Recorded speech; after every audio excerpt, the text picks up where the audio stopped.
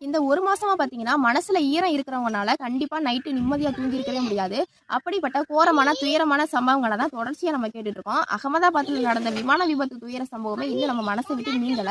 என்னடா வாழ்க்கை இது! அடுத்த நொடி நிச்சயமில்லாத வாழ்க்கைக்கா இப்படி கடந்து ஓடிக்கிட்டு இருக்கோம். ஒரு நொடியில நம்மோட லட்சியங்கள், கனவுகள் எல்லாமே சிதைஞ்சு போகுதே அப்படின்னு சொல்லிட்டு நொந்துகிட்டு இருக்கோம். இருக்கிற வரைக்குமாச்சு மனசுல ஈரத்தோட, இரக்கத்தோட, அன்போட வாழ்ந்துட்டு போயிடலாம் அப்படின்னு சொல்லி நினைச்சுக்கிட்டு இருக்க இந்த வேளையில தான், சாத்தான்குளத்துல நடந்த கொடூரமான சம்பவம் இந்த உலகத்திலேயே யாருக்குமே நடக்கக்கூடாது. நம்ம துரோகி கூட அப்படி நடக்கக்கூடாது அப்படின்னு நினைச்சுக்கிட்டு இருந்த வேளையில நம்ம தமிழ்நாட்டிலேயே மறுபடியும் நடந்திருக்கிறது ரொம்ப ரொம்ப ரொம்ப மனசுக்கு கஷ்டமா இருக்கு. ரொம்ப வேதனையா இருக்கு. அதுவும் ஒரு 420 ஒன்னா நம்பர் 420 கொடுத்த புகாரின் அடிப்படையில் ஒரு அப்பாவியான அஜிதனாவை வந்து அடிச்சு கொண்டிருக்காங்க. அந்த 420 இன்னைக்கு தான் மேல பார்த்தீங்கன்னா தோண்ட தோண்ட மோசடி வழக்குகள் வந்துகிட்டே தான் இருக்கு. ஆனா இப்படிப்பட்டவங்க வந்து வெளியில ஜாலியா தெரிஞ்சுட்டு இருக்காங்க. ஆனா ஒரு அப்பாவி மனுஷனை விசாரணைன்ற பேர்ல கூட்டிட்டு போயிட்டு துன்புறுத்தி அடிச்சே கொண்டிருக்காங்க. அஜித் அண்ணா மட்டும்தான் செத்துருக்காங்கன்னா இல்ல, அஜித் அண்ணாவோடய சேர்ந்து அடிப்படை மனிதாபிமானமே செத்து போச்சு. அந்த 5 பேர்ல ஒருத்தவங்களுக்கு கூடவா மனசுல ஈரம் இல்ல? அது எப்படி ஒரு சக உயிரை, சக மனுஷனை சாகுற அளவுக்கு துன்புறுத்தி கொள்ள முடியுது?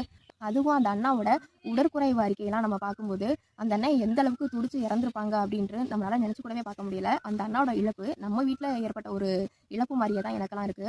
எனக்கு என்னமோ எங்க அண்ணனே இறந்த மாதிரி தான் எனக்கெல்லாம் தோணுது. அதுக்கு நீங்க வந்து எவ்வளோ இடம், காசு, வேலை இதெல்லாம் கொடுத்தாலும் அந்த உயிருக்கு ஈடே ஆகாது.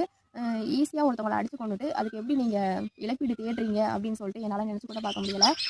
அஜித் அண்ணாவோட இறப்புக்கு கண்டிப்பா நீதி கிடைச்சே ஆகணும்.